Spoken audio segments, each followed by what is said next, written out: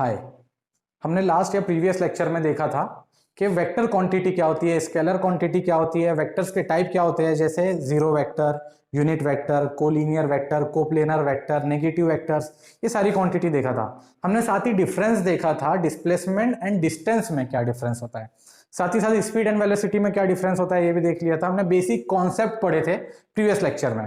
आज हम स्टार्ट करने जा रहे हैं वेक्टर का सेकंड लेक्चर, जो कि मोशन इन अ प्लेन का भी सेकंड लेक्चर होगा, क्योंकि मोशन इन अ प्लेन का ही एक पोर्शन है वेक्टर, राइट, जो कि आपका फोर्थ चैप्टर में आता है। तो आज हम देखेंगे इसमें कि एडिशन ऑफ वेक्टर में कौन कौन से टाइप्स होते हैं। अगर आपको वेक्टर को एडिशन करना है तो उसमें कौन से टाइप्स होते हैं। ग्राफिकल मेथड है, जिसे हम ज्योमेट्रिकल मेथड भी कह सकते हैं, और दूसरा होगा एनालिटिकल मेथड।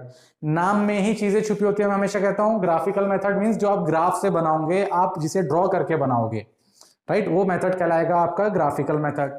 एनालिटिकल मेथड वो होगा जिसमें आप कैलकुलेशन करोगे, कुछ फॉर्मूलेस होंगे, वो फॉर्मूले पुट करोगे, वैल्यूज फाइंड करोगे, वो कहलाएगा आपका एनालिटिकल मेथड। अब यहां पर हम देखते हैं ग्राफिकल मेथड में तीन टाइप्स है जनरली। अगर आपको दो वेक्टर्स है,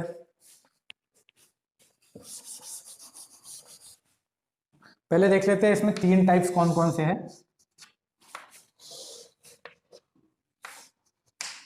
एक होगा triangle law of addition,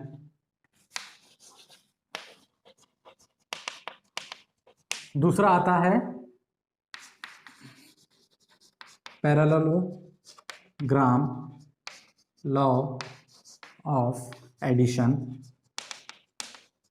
and तीसरा आएगा पॉलीगॉन लॉ ऑफ एडिशन। ये तीन लॉज होते हैं, triangle law of addition, parallelogram law of addition and polygon law of addition.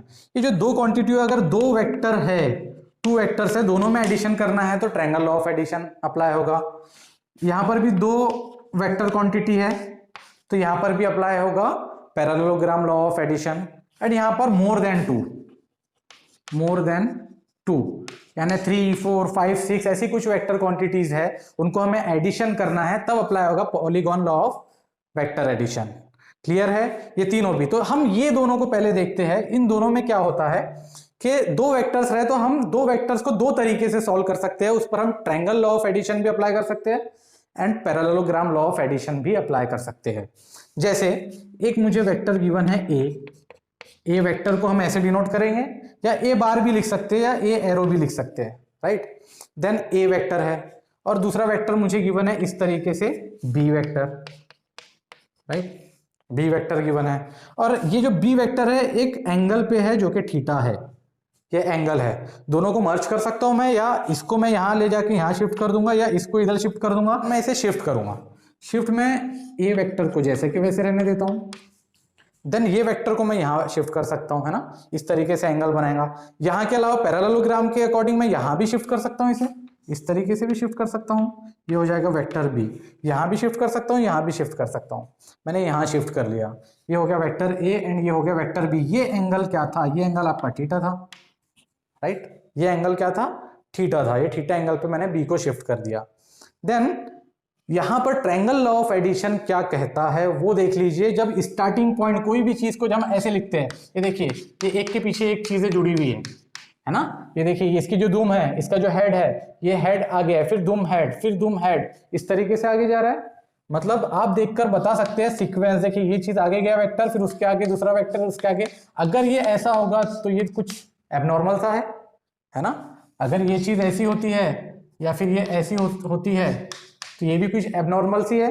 मतलब एक ही डायरेक्शन में आगे नहीं बढ़ रहा है, जिस तरीके से यहां पर बनाया मैंने, जिस तरीके से यहां पे बनाया है।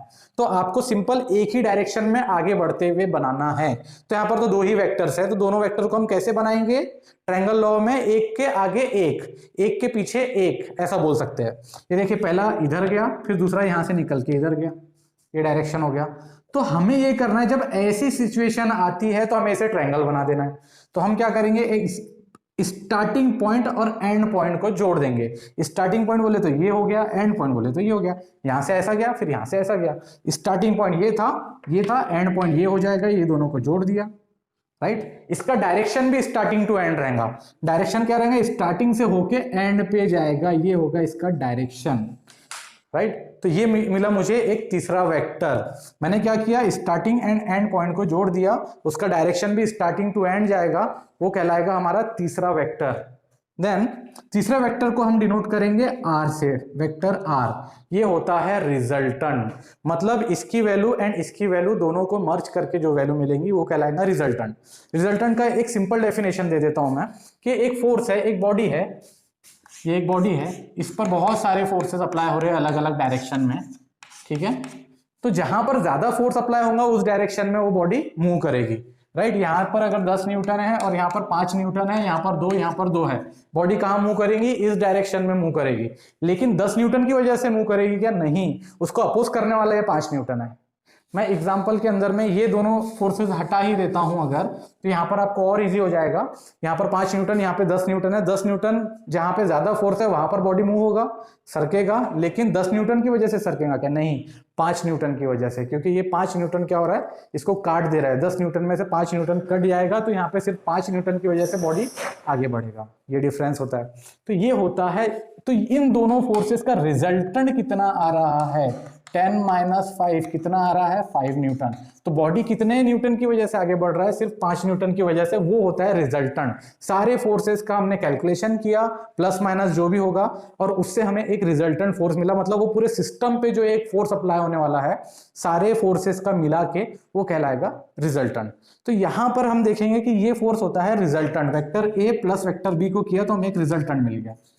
ये होता है, ट्रायंगल बन रहा है हमारे यहाँ पे, जब हम रिजल्टेंट फाइंड कर रहे हैं ट्रायंगल बन रहा है, इसलिए ये कहलाता है ट्रायंगल लॉ ऑफ एडिशन। उसी तरीके से हम देखते हैं यहाँ पर पैरेललोग्राम लॉ ऑफ एडिशन क्या होता है। देन यहां पर भी सेम चीज है, एक ए वेक्टर है, राइट, और एक सेम एंगल पे बी वेक्टर है एट थीटा, राइट। तो हम इसे भी शिफ्ट करेंगे, यहां पर शिफ्टिंग थोड़ी सी अलग रहेगी, थोड़ा सा माइन्यूट डिफरेंस रहेगा शिफ्टिंग में। ए वेक्टर जैसा का वैसा रहेगा, बी वेक्टर यहां शिफ्ट करेंगे हम, वेक्टर बी कहां शिफ्ट किया, जिस तरीके से हमने यहां से इस वेक्टर को आगे शिफ्ट किया था, हम यहां पर इसके बाजू शिफ्ट कर रहे हैं। ये ए वेक्टर जैसा का वैसा, बी वेक्टर को शिफ्ट किया हमने इसी के बाजू, ये वाले एंगल को हमने थीटा दे दिया। इसके पहले वाले प्रीवियस केस में क्या किया था, हमने एक के पीछे एक शिफ्ट किया था। अभी हमने एक के पीछे एक शिफ्ट नहीं किया, दोनों के टेल से टेल को जोड़ा है, राइट, दोनों के टेल से टेल को जोड़ा है। मतलब इसकी ये जो दुम है इस वेक्टर की और इसका जो टेल है या दुम है, दोनों को जोड़ा है, और यहाँ पर ये एंगल थीटा का थीटा ही है। देन इस तरीके से मैंने यहां पर जोड़ दिया, शिफ्ट कर सकता हूं मैं। तो यहां पर क्या हो रहा है कि अगर मैं इस वेक्टर के पैरेलल में एक लाइन ऐसे बनाता हूं, ठीक है, सेम, और इस वेक्टर के भी पैरेलल में एक लाइन बनाता हूं इस तरीके से सेम, ठीक है, और ये जो पॉइंट मिलता है मुझे, अभी ये क्या बन गया, पैरेललोग्राम बन गया, पैरेललोग्राम बन गया। तो पैरेललोग्राम बनने के बाद में ये स्टार्टिंग पॉइंट, ये जो एंगल वाला पॉइंट है और ये जो नया पॉइंट मिला है, अगर मैं दोनों को जोड़ देता हूं तो ये कहलाएगा मेरा रिजल्टेंट, ये कहलाएगा आर रिजल्टेंट, राइट। तो ये कहलाएगा रिजल्टेंट। क्या किया हमने, दो वेक्टर थे, दोनों वेक्टर से पैरेलल में एक लाइन ड्रॉ किया है, उस लाइन से जो पॉइंट मिला है जहां पर दोनों भी लाइन इंटरसेक्ट कर रही है इस लाइन पे, तो वहां से इस पॉइंट को इस पॉइंट से जोड़ दिया है। वेक्टर यहां से इस एंगल वाले पॉइंट से इस डायरेक्शन में रहेगा, वो कहलाएगा रिजल्टेंट आर। पैरेललोग्राम क्या होता है, जिसके 4 साइड्स होते हैं, अपोजिट के 2 साइड्स हमेशा पैरेलल रहते हैं, इसलिए पैरेललोग्राम। पैरेललोग्राम में हो सकता है कि आपका फिगर ऐसा हो, स्क्वायर भी एक पैरेललोग्राम है, रेक्टेंगल भी एक पैरेललोग्राम है, क्योंकि देखिए अपोजिट के दोनों साइड पैरेलल है ना, एक दूसरे के, यहाँ पर भी एक दूसरे के पैरेलल है, तो ये होता है पैरेललोग्राम। तो ये क्या बना रहा है, यहाँ पे पैरेललोग्राम बना रहा है, इसलिए इसे कहा जाता है parallelogram of addition, law of addition. तो यहाँ पर जो बीच से वेक्टर निकलेगा वो कहलाएगा रिजल्टेंट आर। दोनों में डिफरेंस समझ में आ गया अभी आपको कि यहां पर कैसे फाइंड करेंगे, 2 वेक्टर यहां पर भी थे उनका रिजल्टेंट निकाला, 2 वेक्टर यहां पर भी थे उनका रिजल्टेंट निकाला। यहां पर अब देखना है हमें कि रिजल्टेंट तो पता चल गया मुझे, यहां पर देखिए, यहां पर मुझे पता है कि भैया 10 न्यूटन यहां है, 5 न्यूटन यहां है, तो बॉडी 10 न्यूटन की वजह से आगे नहीं बढ़ेगा, 5 ही न्यूटन की वजह से आगे बढ़ेगा, ये 5 न्यूटन उसमें से माइनस हो जाएगा, ये मुझे पता है, लेकिन बॉडी किस डायरेक्शन में आगे बढ़ेगा, जहां ज्यादा फोर्स होगा, है ना। इसलिए मुझे पता है कि इसी डायरेक्शन में बॉडी मूव कर रहा है, लेकिन हो सकता था कि बॉडी इस डायरेक्शन में मूव करे। अगर इस पे ज्यादा फोर्सेस रहते, यहां पर एक 20 न्यूटन भी रहता, तो बॉडी कोई और डायरेक्शन में मूव करता, शायद बॉडी इस तरीके से इंक्लाइन होकर ऐसा आगे बढ़ता, राइट। अगर यहाँ पे 20 न्यूटन से भी कोई खींचा होता तो बॉडी ऐसा होकर इंक्लाइन होकर भी आगे बढ़ सकता था। तो क्या होगा, हम कब कहेंगे कि उसका डायरेक्शन क्या है, एग्जैक्ट पोजीशन क्या है, जब हमें उसका एंगल पता चलेगा। मतलब मुझे पता है कि भैया 0 एंगल पे बॉडी आगे बढ़ रहा है इस डायरेक्शन में। कितना एंगल बना रहा है, 0, तो मतलब वो है ईस्ट की तरफ। ये 0 एंगल बना रहा है तो ये है ईस्ट की तरफ। 90 डिग्री बॉडी एंगल बना रहा है तो वो है नॉर्थ की तरफ। 180 डिग्री एंगल बना रहा है तो बॉडी कहां मूव कर रहा है मेरा, वेस्ट की तरफ। और 270 डिग्री एंगल बना रहा है तो वो मूव कर रहा है साउथ की तरफ। मतलब सारी चीजें एंगल पे डिपेंड करती है। मेरा रिजल्टेंट तो पता चल गया मुझे, लेकिन ये नहीं पता चला कि रिजल्टेंट का पोजीशन क्या है। पोजीशन क्या है, कैसे पता चलेगा पोजीशन। डायरेक्शन तो ये है, लेकिन कैसे पता कि पोजीशन क्या है। एक फोर्स इधर था, एक वेक्टर इधर था, एक वेक्टर इधर था, इनके बीच में से कहीं से वेक्टर निकल गया, लेकिन उसका पोजीशन कैसे पता चलेगा। जब जो बीच में से जो रिजल्टेंट निकला है उसका एंगल अगर मुझे पता चल जाता है, अगर एंगल पता चल जाता है तो मैं एग्जैक्टली कह सकता हूं कि इस डायरेक्शन में इतने एंगल पे मेरा रिजल्टेंट है। कब मैं कहूंगा पोजीशन ऑफ रिजल्टेंट, एग्जैक्टली कब बता पाऊंगा। अभी मैं आधा अधूरा बता पा रहा हूं कि इस डायरेक्शन में रिजल्टेंट है, तो इस डायरेक्शन में 45 डिग्री पर भी हो सकता है, 30 डिग्री पर भी हो सकता है, 60 डिग्री पर भी हो सकता है। तो अभी मैं एग्जैक्ट पोजीशन नहीं दे पा रहा हूं। यहां पर भी सेम चीज, मेरा इस डायरेक्शन में रिजल्टेंट है, लेकिन कितने डिग्री पर, सही पोजीशन में नहीं बता पा रहा हूं। तो मैं कब बता पाऊंगा सही पोजीशन, जब मैं उसका एंगल बता दूंगा। मुझे इस रिजल्टेंट का एंगल पता चल गया तो मैं बिल्कुल कह सकता हूं कि इतने डिग्री पर इस डायरेक्शन में मेरा रिजल्टेंट है। तो क्या होगा, ये जो डिग्री है, रिजल्टेंट का जो एंगल होता है उसे डिनोट करते हैं हम अल्फा से। तो अगर हमने अल्फा निकाल लिया मतलब रिजल्टेंट का पोजीशन निकाल लिया। यहां पर भी सेम चीज, हमने अल्फा निकाल लिया मतलब रिजल्टेंट का एंगल या उसका पोजीशन निकाल लिया, तो हमें ये होता है गिवन अल्फा, राइट। तो हमने अभी देख लिया कि ट्रायंगल लॉ क्या होता है, पैरेललोग्राम लॉ क्या होता है, दोनों से कैसे, 2 वेक्टर्स गिवन है तो दोनों से रिजल्टेंट कैसे फाइंड करते हैं, उसकी पोजीशन कैसे फाइंड करते हैं। अभी हमने इतना देखा है। अब देखते हैं पॉलीगॉन लॉ ऑफ एडिशन। ये ड्रॉ कर लीजिए, मैं मिटा देता हूं। अभी हम देखेंगे तीसरा type, polygon law. Polygon law of vector addition, right. तो यहां पर क्या होगा, हमने इसके पहले क्या देखा है, अभी ट्रायंगल लॉ देखा है। ट्रायंगल लॉ में क्या होता था, vector A plus vector B equals to vector R मिलता था, है ना, रिजल्टेंट मिलता था हमें। उसी तरीके से पैरेललोग्राम लॉ ऑफ एडिशन में हमने क्या देखा था, एक वेक्टर ए होता था, एक वेक्टर बी होता था, उसमें भी हमें वेक्टर आर का डायरेक्शन पोजीशन के साथ में वैल्यू मिलता था। उसी तरीके से यहां पर क्या होगा, मोर देन 2, मैंने क्या कहा अभी, मोर देन 2 वेक्टर्स के लिए एप्लीकेबल है। कब, जब वेक्टर ए है प्लस वेक्टर बी है प्लस वेक्टर सी है प्लस वेक्टर डी है, ऐसे 4 5 6 जितना भी ई एफ जितने भी ऐसे कुछ वेक्टर्स है, इन सब का रिजल्टेंट आर, ये हम इससे फाइंड करेंगे पैरेललोग्राम लॉ से। इसमें सिंपल क्या होता है कि देखिए, फॉर एग्जांपल एक वेक्टर ए है, दूसरा वेक्टर बी है थीटा एंगल पे, तीसरा वेक्टर है हमारा डी है, यहां से कोई भी एंगल पे होगा, बीटा एंगल पे, सी है, देन चौथा वेक्टर है हमारा डी, ये है वेक्टर डी, राइट। इस तरीके से 4 वेक्टर्स है। ये चारों वेक्टर्स को हमें कैसे जोड़ना होगा, कैसे निकालना होगा। देखिए ट्रायंगल लॉ मैंने आपको बताया एकदम आसान है, एक के पीछे एक, और पहले और आखिरी पॉइंट को जोड़ दिया, खत्म। तो इसमें भी वही चीज, स्ट्रेटजी हम यूज करेंगे, एक के पीछे एक। ये पहला है, पहले को बना लिया, इसको कैसे बनाएंगे देख लीजिए। ये पहला वेक्टर ए बना लिया, देन वेक्टर बी है, वेक्टर बी कितने, थीटा एंगल पे है, तो यहां से थीटा एंगल पे वेक्टर बी बना लिया, राइट। कितना एंगल है, थीटा एंगल है। देन वेक्टर सी है, वेक्टर सी कहां जा रहा है, इधर जा रहा है, तो वेक्टर डायरेक्शन जैसा का वैसा ही रखना है। हम कर क्या रहे हैं यहाँ पे, सिर्फ पैरेलल शिफ्टिंग कर रहे हैं। देखिए इसका ये डायरेक्शन था, वहीं रख दिया हमने। बी कहाँ था, यहाँ था, थीटा एंगल पर था, बिल्कुल वैसे ही थीटा एंगल पर यहाँ रख दिया। सी कहाँ था, इस तरीके से डायरेक्शन पर था, बीटा एंगल पे, तो वैसे ही मैंने यहाँ पे बीटा एंगल, ये बीटा एंगल कहाँ से बना रहा था, ये यहाँ से बीटा एंगल बना रहा था, राइट। तो ये यहाँ से बीटा एंगल बना रहा था, ये है बीटा एंगल, और यहाँ पर है ये थीटा एंगल। देन ये है vector C. Then same D, vector D कहाँ जा रहा है, लेफ्टवर्ड डायरेक्शन जा रहा है, मतलब परफेक्टली हॉरिजॉन्टल है, इस ऐसी डायरेक्शन है इसका।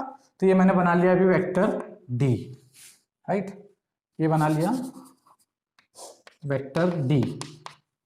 अब क्या करना है, ये मैंने देखिए स्टार्टिंग से 1 2 3 4 इस तरीके से एक के पीछे एक मैंने बना दिया। स्टार्टिंग पॉइंट ये है, एंड पॉइंट ये है, स्टार्टिंग से एंड पॉइंट को जोड़ देना है, जैसे ट्रायंगल लॉ में था।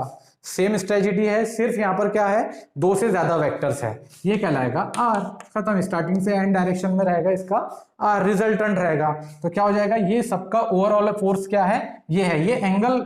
अभी मैंने इतना तो पता है कि यहां जा रहा है, आर मिल रहा है, कितने एंगल पे मिल रहा है, उसका पोजीशन क्या है, ये एंगल है अल्फा, अल्फा पता चल गया, पोजीशन पता चल गया। देन यहाँ पर ग्राफिकली हमें फाइंड करना है, तो ग्राफिकली कैसे फाइंड करेंगे, इसके फॉर्मूले हमें इसमें कुछ भी नहीं देखना है, वो तो एनालिटिकल मेथड में देखेंगे। तो क्या हो रहा है कि हम क्या करेंगे, जब प्रॉब्लम में हमें दिया है कि ए जो है 0 डिग्री पर है, तो हम ऐसे बना लेंगे, ये ए जो है 0 डिग्री पर है, बी 30 डिग्री पर है, थीटा इक्वल्स टू 30 अगर दिया है तो 30 डिग्री पर हम इसे ड्रॉ कर लेंगे।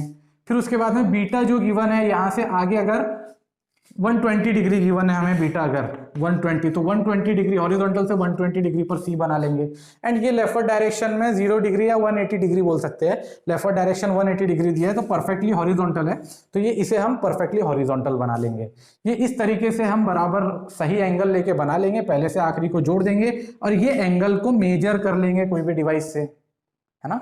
तो क्या होगा, एंगल डिवाइस जो आता है उससे हम मेजर कर लेंगे, तो हमें पता चल जाएगा कि अल्फा इतने एंगल पर, आर क्या हमारा इस डायरेक्शन में एक्ट हो रहा है या इस डायरेक्शन में मिल रहा है, राइट। इस तरीके से ग्राफिकल मेथड में हम इसे यूज करेंगे। सेम यहाँ पर भी रहेगा, सेम यहाँ पर भी रहेगा, जो ट्रायंगल लॉ एंड पैरेललोग्राम में भी वैसा ही रहेगा। हाँ, यहाँ पर एक चीज है कि आपको ये ए वेक्टर गिवन है, समझिए कि 10 फॉर एग्जाम्पल 10 किलोमीटर दिया है, 10 किलोमीटर या 20 किलोमीटर इस तरीके से।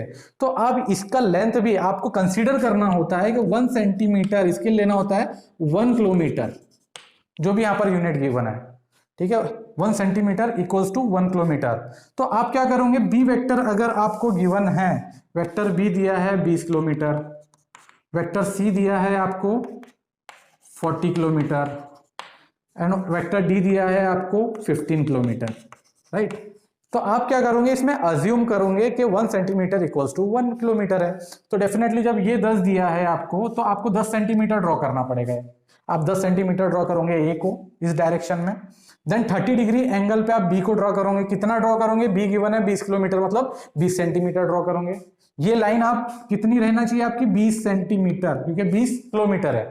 देन ये आप बीटा एंगल पे 120 एंगल पे आप सी ड्रॉ करोगे, कितना ड्रॉ करोगे, 40 किलोमीटर, लंबा जाएगा, काफी लंबा जाएगा 40 किलोमीटर। देन यानी 40 सेंटीमीटर, फिर आप इस डायरेक्शन में डी ड्रॉ करोगे जो कि आपका है 15 सेंटीमीटर, तो 15 सेंटीमीटर मतलब 15 किलोमीटर की एक लाइन ड्रॉ करोगे, पहले आखिरी को मिला दोगे, ये यहां से यहां तक के मेजर कर लोगे ये कितना आ रहा है स्केल से। फॉर एग्जाम्पल ये आता है 50 सेंटीमीटर, फॉर एग्जाम्पल 50 सेंटीमीटर आ गया, मतलब 50 किलोमीटर, तो रिजल्टेंट क्या हो गया, 50 किलोमीटर। या अगर ये 40 किलोमीटर आए, 40 सेंटीमीटर आता है, तो आपका रिजल्टेंट क्या हो गया, 40 किलोमीटर। ये आप मेजर करोगे स्केल से, जो भी लेंथ आएंगी वो आपका रिजल्टेंट है, उसको कन्वर्ट कर लोगे किलोमीटर में, राइट। उसका एंगल मेजर कर लोगे, इतने एंगल पे रिजल्टेंट मिल रहा है। ये हमने देख लिया तीनों types of vector law of addition. Draw कर लीजिए, मिटा देता हूं मैं। यहाँ देखते हैं, अभी मैंने आपको बताया था कि पैरेललोग्राम लॉ क्या होता है, ट्रायंगल लॉ क्या होता है, लेकिन उसका डेफिनेशन भी देख लेते हैं साथ ही साथ। तो triangle law of addition, if two vectors are represented by two sides of a triangle, क्या है, दो वेक्टर है ए एंड बी, ये कैसे रिप्रेजेंट हो रहे हैं, to sides of a triangle. जो मैंने आपको सब समझा चुका हूं, फिर भी यहाँ पर आपको और अच्छे समझ में आ जाए डेफिनेशन, इसलिए बता रहा हूँ। Of a triangle in magnitude direction, तो इसमें क्या है, ए क्या है, मैग्नीट्यूड भी है इसका, डायरेक्शन भी, इसलिए तो वेक्टर क्वांटिटी है ना। बी का भी क्या है, मैग्नीट्यूड एंड डायरेक्शन दोनों भी है। तो taken in same order, same order में है, देखिए एक के पीछे एक, मैंने कहा ना एक के पीछे एक, तो सेम ऑर्डर में है। ये आगे बढ़ा फिर दूसरा आगे बढ़ गया, then taken in same order, then the resultant is given by the third side. ये थर्ड साइड होगा ये कहलाता है resultant. Then third side of a triangle in magnitude and direction, इसका भी मैग्नीट्यूड एंड डायरेक्शन दोनों भी रहेगा, इसलिए तो वेक्टर क्वांटिटी है। Then taken in opposite order, taken in opposite order, कहां होगा इसका डायरेक्शन, ऐसे डायरेक्शन होगा, taken in opposite order, right, starting to end, taken in opposite order. ये हो गया आपका ट्रायंगल लॉ। उसी तरीके से यहां पर भी देख लेते हैं, if two vectors are represented by two adjacent sides, दो एडजेसेंट साइड है just like this A and B, this is A, vector A B, दोनों में मैग्नीट्यूड एंड डायरेक्शन होना जरूरी है। तो opposite parallelogram, two adjacent sides of a parallelogram in a magnitude and direction joint tail to tail, joint tail to tail, इस तरीके से आएगा, एक के आगे नहीं, एक के आगे एक नहीं आएगा, ऐसा टेल टू टेल जुड़ा हुआ है। Then the resultant is given by the diagonal of parallelogram. तो हम क्या करेंगे, पैरेललोग्राम बनाएंगे इस तरीके से, और उसका जो डायगोनल होता है, ये होता है डायगोनल, ये है हमारा रिजल्टेंट, जो कि अभी थोड़ी देर पहले बताया मैंने। तो ये डायगोनल होता है रिजल्टेंट। तो diagonal of a parallelogram in magnitude and direction, resultant का भी क्या होगा, मैग्नीट्यूड एंड डायरेक्शन दोनों भी होगा, मैग्नीट्यूड एंड डायरेक्शन दोनों भी होगा, starting from common intersecting of two vectors. Intersecting point कौन सा है, ये वाला है कॉमन इंटरसेक्टिंग, तो यहां से स्टार्ट होगा और यहां जाएगा। बस ये चीज मैंने आपको पढ़ा चुका है, एक्सप्लेन कर चुका है थोड़ी देर पहले, बस इसका डेफिनेशन ये था, आप इसको ड्रॉ कर सकते हो। अभी देखते हैं हम इस पर न्यूमेरिकल्स ले लेते हैं। A boy move 6 metre toward east direction, toward east कितना मूव कर रहा है, यहां से 6 मीटर मूव कर रहा है ईस्ट डायरेक्शन। डायरेक्शन कैसे होते हैं देख लीजिए, east, west, north and south. तो ईस्ट डायरेक्शन में 6 मीटर मूव कर रहा है। Then he takes 90 degree left turn to the north, left turn ले रहा है, यहाँ से लेफ्ट ले लिया इसने, ऊपर है ना ऐसा जा रहा था, लेफ्ट ले लिया, कितना गया नॉर्थ की तरफ में, 8 मीटर नॉर्थ गया। तो मैं इसे ऐसे भी ड्रॉ कर सकता हूँ, ये 8 मीटर नॉर्थ चले गया। Find displacement of a boy, displacement find करना है, मतलब ये क्वांटिटी फाइंड करनी है, सिंपल, निकल गया, ये होगा आपका रिजल्टेंट। हो गया, इतना सिंपल था। कैसे निकालेंगे अभी रिजल्टेंट, पाइथागोरस थ्योरम, ये 90 डिग्री है ना, वो बोल रहा है कि 90 डिग्री उसने टर्न लिया, 90 डिग्री है, तो क्या होगा पाइथागोरस थ्योरम, आर का मैग्नीट्यूड क्या होगा, under root of Pythagoras 8 square plus 6 square, ये आ जाएगा आपका 10। तो ये कितना आ गया, 10 आ गया आपका ऑलरेडी, ये आसानी से निकल गया। कौन से फॉर्मूले से, कौन से लॉ से निकला है, ट्रायंगल लॉ से। पैरेललोग्राम लॉ से भी निकल सकता है ये, अगर वो यहाँ से अगर हम इसे ड्रॉ करते, अगर हम ये 6 मीटर ये चला, फिर उसने ऊपर की तरफ नॉर्थ के डायरेक्शन में टर्न ले लिया, अगर मैं इसको ऐसा कुछ बनाता, हालांकि उसने कहा है कि यहां से उसने टर्न लिया, लेकिन उस तरीके से पैरेललोग्राम से भी हम निकाल सकते हैं। यहाँ अगर मैं इसको ड्रॉ करता तो भी ये देखिए पैरेलल में जो पॉइंट मिलता है यहाँ पे, इस तरीके से ये हो जाता आर, तो भी वैल्यू वही आती, तो भी वैल्यू वही आती, क्योंकि 8 मीटर ये, इसका अपोजिट भी 8 मीटर रहता, सेम यहाँ पर अल्फा एंगल पे निकल जाता। यहाँ पे मैंने निकाल तो लिया है, लेकिन ये नहीं पता कि इसका एंगल कितना है, पोजीशन क्या है, पोजीशन क्या होगा, ये एंगल हमें फाइंड करना होगा। कैसे फाइंड करेंगे, 10 अल्फा, अपोजिट अपॉन क्या होता है, एडजेसेंट होता है, एडजेसेंट, राइट। तो 10 alpha equals to opposite is 8 metre, adjacent is 6 metre, 8/6। यहां से आपको अल्फा का वैल्यू निकल जाएगा 53 डिग्री, राइट, ये आपको एंगल मिल जाएगा 53 डिग्री, निकल गया ये। Then displacement of the boy निकल गया, 10 है और एंगल कितना है, 53 डिग्री है। अच्छा, इसको मैं दो तरीके से बोल सकता हूं अभी। यहां से अगर मैं काउंट करूं इस एंगल को, ये 53 है, तो 90 माइनस 53 इज 37, तो ये एंगल क्या होगा, 37 होगा। अगर मैं यहां से कैलकुलेट करूं तो ये एंगल क्या कहलाता है, 37 डिग्री, जबकि ये एंगल 60 डिग्री है। तो मैं इसको दो तरीके से बोल सकता हूं, एक तो ये बोल सकता हूं, ये जो रिजल्टेंट है मेरा, तो ये नॉर्थ, ये हो गया नॉर्थ एंड ये हो गया ईस्ट, तो ये है 53 डिग्री, कितना है, 10 मीटर, 10 मीटर 53 डिग्री, कहां से, north of east, north of east, ये कह सकता हूं इसको मैं। या इसको ऐसा भी कह सकता हूं मैं कि 37 degree east of north, 37 degree east of north, ये भी कह सकता हूं। इस तरीके से मैं दोनों ही चीजें करेक्ट है, मैं दोनों को इस तरीके से कह सकता हूं। देन अब देखते हैं नेक्स्ट प्रॉब्लम। यहां पर अल्फा भी निकल गया, रिजल्टेंट भी निकल गया। नेक्स्ट प्रॉब्लम देखते हैं। Vector A has the magnitude 10 units and point due to west. West direction में जा रहा है, इस डायरेक्शन में कितना जा रहा है, 10 जा रहा है। वेक्टर ए, इसका मैग्नीट्यूड गिवन है and due to west. When vector B has the same magnitude and point due to south. Same magnitude है, बी का क्या है, सेम मैग्नीट्यूड है, मतलब ये भी 10 है, लेकिन कौन से डायरेक्शन में है, साउथ डायरेक्शन में है। ये कहां था, वेस्ट डायरेक्शन में था। Then due to south find the magnitude and direction of A plus B and A minus B. ठीक है, ये दो quantity A plus B and A minus B find करना है, लेकिन यहां पर एक चीज ध्यान में रखिए, specify the direction relative due to west. जो डायरेक्शन होगा हमारा, डायरेक्शन मतलब इन शॉर्ट एंगल। एंगल हम हमेशा कैसे लेते हैं, ये जो होता है ये 3 क्वाड्रेंट होते हैं, first, second, third and fourth quadrant हो गए। ये पॉजिटिव साइड होता है एक्स एक्सिस पे, ये पॉजिटिव होता है वाई एक्सिस पे, ये नेगेटिव साइड होता है, ये भी नेगेटिव होता है वाई एक्सिस पे, ये वाई एक्सिस पे नेगेटिव होता है। देन ये हो गया सिंपल।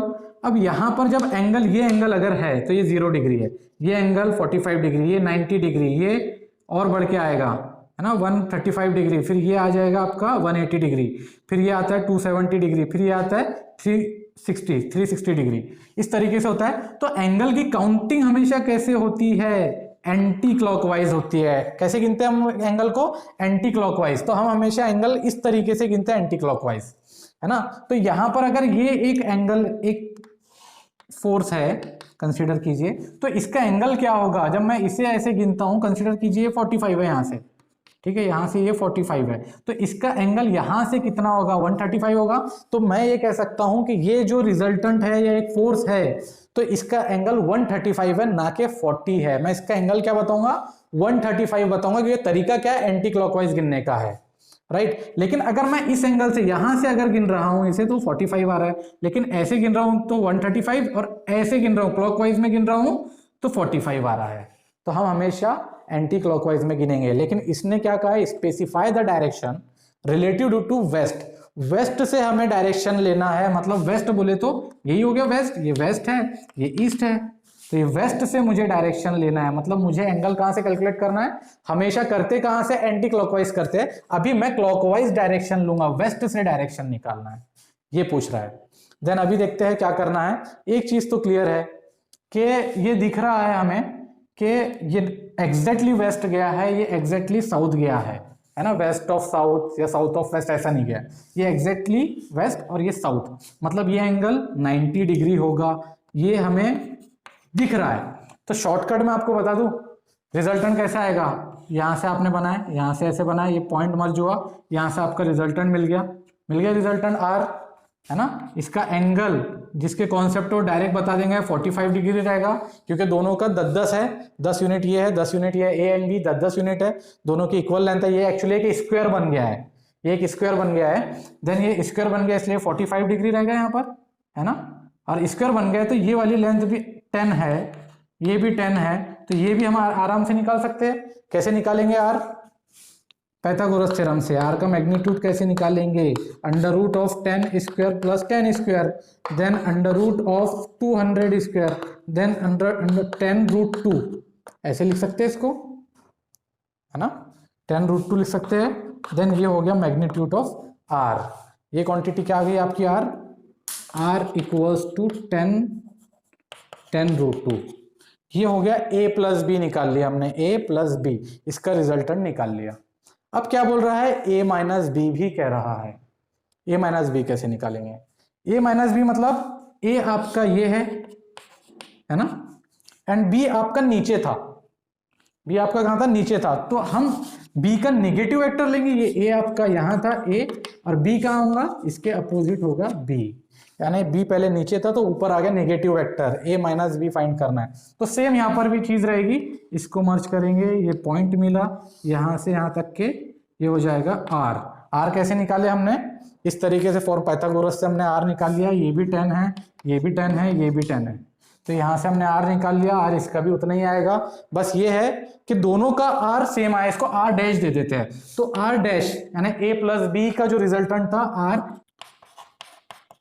एंड r डैश दे देते हैं a माइनस बी का रिजल्टेंट। a माइनस बी का रिजल्टेंट भी क्या आया है 10√2।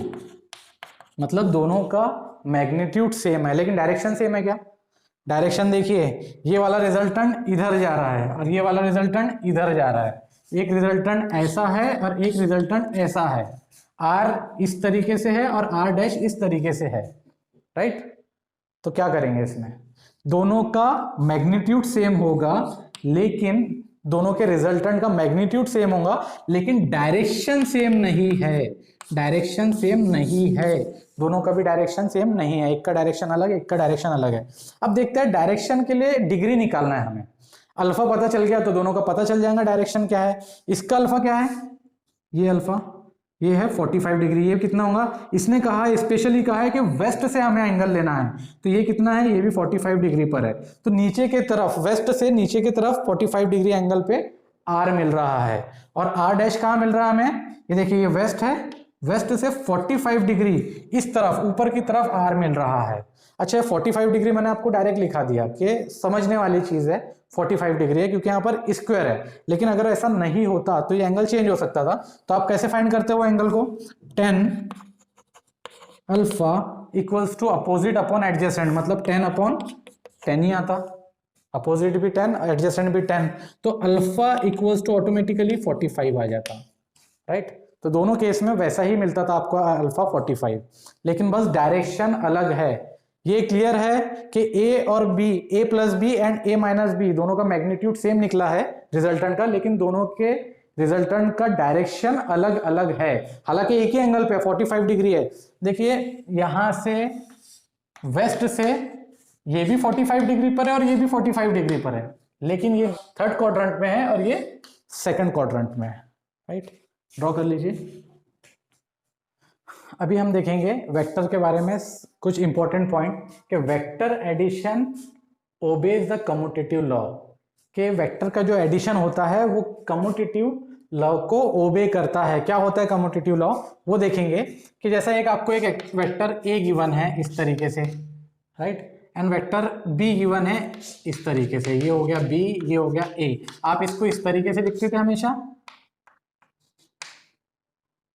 a b। अगर पैरेललोग्राम में देखें तो ये हो जाएगा a, ये हो जाएगा b, और रिजल्टेंट आपका यहाँ से कहीं से निकलेगा इस तरीके से, ये आएगा आपका रिजल्टेंट r, राइट? तो यहां पर क्या कहता है कम्यूटेटिव लॉ कि जो r होता है, जो आपने a प्लस बी किया इक्वल्स टू r आ गया, राइट? उसी तरीके से b प्लस a करने पर भी r ही आता है, ये कहता है कम्यूटेटिव लॉ। यानी a प्लस बी भी r ही है वेक्टर्स का एंड b प्लस a भी r होगा। अभी हम बताते हैं ग्राफिकली कैसे पॉसिबल है। यहां पर देखिए, यहां पर हम करके देखते हैं इसका a प्लस बी करके देखते हैं। ये a है, देन ये b है, ये b है, तो a प्लस बी ये आ गया r, ये भी r है, देन ये b है और ये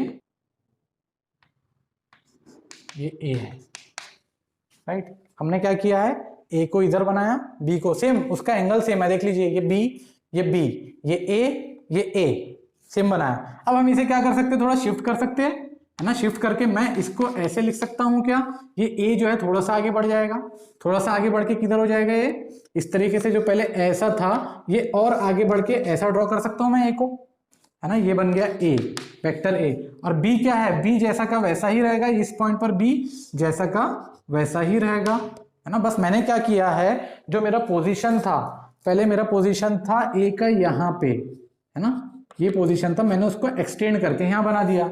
अब देखिए ये हो गया, ये ऐसा एक के बाद एक, है ना, सीक्वेंस में ऐसा जाके ऐसा, तो ये वाली जो लेंथ होगी स्टार्टिंग टू एंड, ये कहलाएंगे रिजल्टेंट। तो देखिए अभी रिजल्टेंट यहाँ पर भी आपको तकरीबन ऐसा ही मिला था, है ना? ये रिजल्टेंट मिला था आपको, और यहाँ पर भी रिजल्टेंट आपको वैसा ही मिलेगा, बस ट्रायंगल अलग बना है, इनवर्स बना है, ठीक है? लेकिन रिजल्टेंट दोनों का आपका सेम ही आएगा। देखिए डायरेक्शन, एंगल, मैग्नीट्यूड, हर एक चीज रिजल्टेंट की दोनों में सेम आएंगी। तो अभी प्रूफ हो गया यहाँ से हमने जो अभी सॉल्व किया है कि a plus B equals to R and b plus A equals to B R होता है। अब देखते हैं वेक्टर एडिशन इज एसोसिएटिव। ये क्या होता है कि a प्लस बी प्लस सी अगर कर दिया तो a प्लस बी प्लस सी कर दिया उसमें, तो ये दोनों इक्वल क्वांटिटी है। देखिए b प्लस सी ये है और यहां पर ये a प्लस बी है, तो मैंने क्या किया, a को b प्लस सी में ऐड कर दिया या a प्लस बी को c में ऐड कर दिया, तो both are the same thing. ये होता है वेक्टर एडिशन इज एसोसिएटिव। तो ये कैसे प्रूफ करेंगे, अभी हम देखते हैं कि तीन वेक्टर्स है, ये एक a वेक्टर हो गया, राइट, ये b वेक्टर हो गया, ये b वेक्टर हो गया एंड ये c वेक्टर हो गया। देन ये तीन वेक्टर्स मुझे गिवन है, तो इसका रिजल्टेंट क्या होगा, ये होगा, तीनों का एडिशन करने पे सिंपल एडिशन, ये होगा रिजल्टेंट r। तो ये क्या बोल रहा है, a, ये a है, तो b प्लस सी पहले निकाल लो। अगर मैं b प्लस सी निकालता हूं तो यहां से यहां तक के ये होगा b प्लस सी, ये कहलाएगा आपका b प्लस सी वेक्टर, है ना। देखिए स्टार्टिंग टू एंड से b प्लस सी निकाला है, तो ये क्या होगा b प्लस सी। उसी तरीके से अगर मैं निकालता हूं a प्लस बी निकालता हूं, देखिए ये a है और ये b है, तो स्टार्टिंग से एंड पॉइंट ये वाला जो कहलाएगा मेरा a प्लस बी कहलाएगा, तो ये वेक्टर हो जाएगा a plus B, right.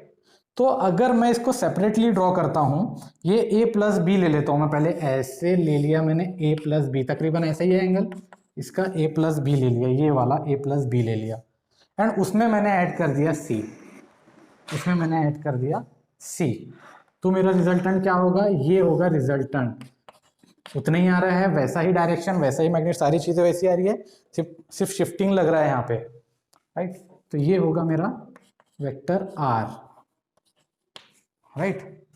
Then अभी देखते हैं हम, मैं ले लेता हूं b प्लस सी को, b प्लस सी कैसे गिवन है मुझे, ऐसे कुछ गिवन है b प्लस सी, और उसके अंदर मैं इस a को ऐड कर देता हूं, यहां पर आ जाएगा मेरा a, राइट। तो a में क्या हो रहा है, प्लस b प्लस सी हो रहा है, तो रिजल्टेंट क्या होगा, ये होगा। तो यहां पर भी रिजल्टेंट सेम ही आएगा, जैसा ये आया था बिल्कुल वैसे ही आएगा, राइट।